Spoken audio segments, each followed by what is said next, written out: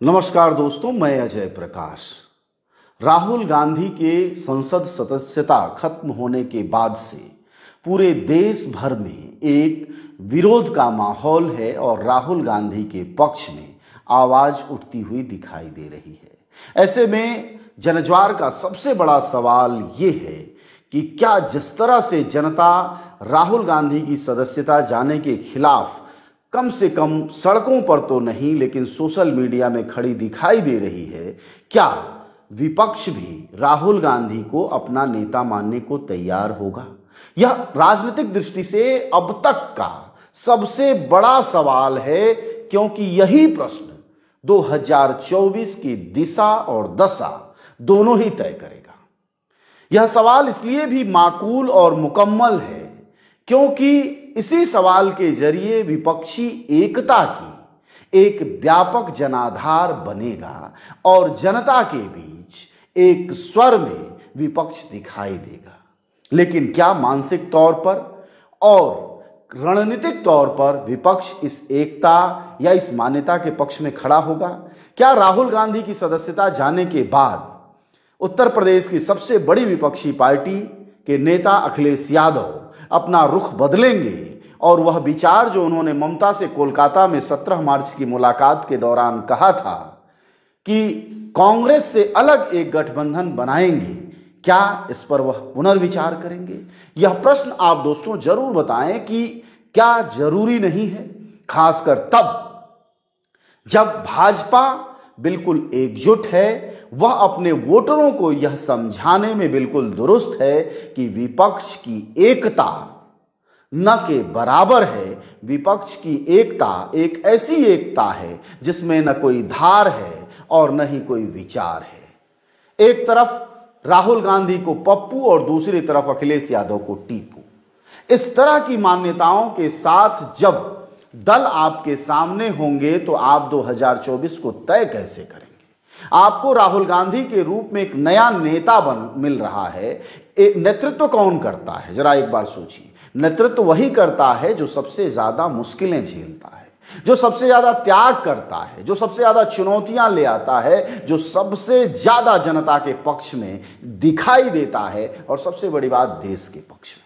तो अगर इन चारों पैमानों पर आप देखें तो राहुल गांधी आज की तारीख में विपक्ष के सबसे बड़े नेता तो नजर आते हैं, लेकिन क्या दक्षिण की स्टालिन की पार्टी से लेकर और पूर्व ममता की पार्टी और इधर मध्य भारत की बात करें तो आरजेडी और अखिलेश यादव की पार्टी और इसके साथ कुछ अन्य दल और शिवसेना भी, अगर उत्तर पश्चिमी हिस्से की बात करें तो क्या इन सबके बीच एक ऐसी मान्यता बन पा रही है कि राहुल गांधी सबसे मजबूत, सबसे बेहतर नेतृत्वकारी होंगे जो भविष्य में मोदी के खिलाफ खड़े होंगे?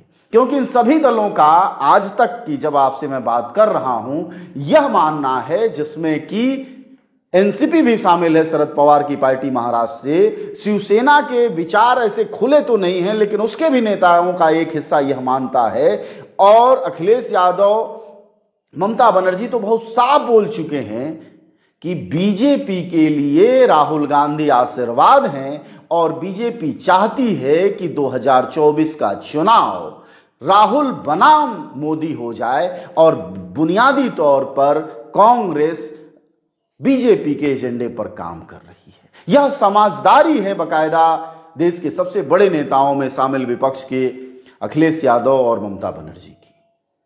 तो इस प्रश्न के बिना कोई विपक्षी एकता तो नहीं संभव है और इस प्रश्न को हल करना होगा, समय रहते हल करना होगा। ऐसा नहीं कि 2024 की जनवरी या फरवरी में यह सवाल हल हो और तब जाकर अखिलेश यादव की पार्टी, जैसा कि पूर्व के चुनाव में, या राहुल गांधी की पार्टी कांग्रेस पहले की तरह अफरा तफरी में, भागम भाग में एकता करे कि कैंडिडेट भी शुद्ध न मिल पाए, तब तो मुश्किल है।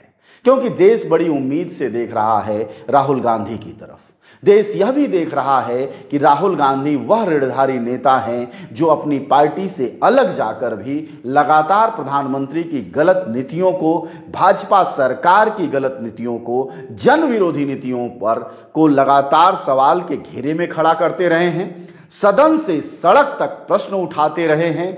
वह दुनिया में जाकर सरकार की आलोचनाएं करते रहे हैं। और इतना ही नहीं, वह बाकायदा ताकतपूर्वक कहते रहे हैं कि कारपोरेट अडानी और प्रधानमंत्री मोदी के गहरे रिश्ते हैं और यह लोग देश बेचकर खा रहे हैं।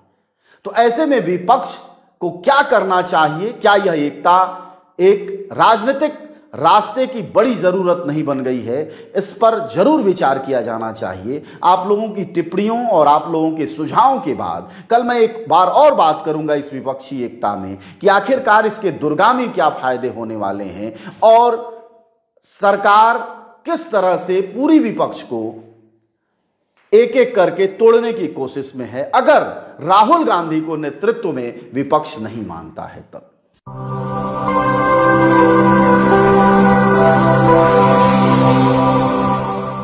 जनज्वार जनता की मीडिया।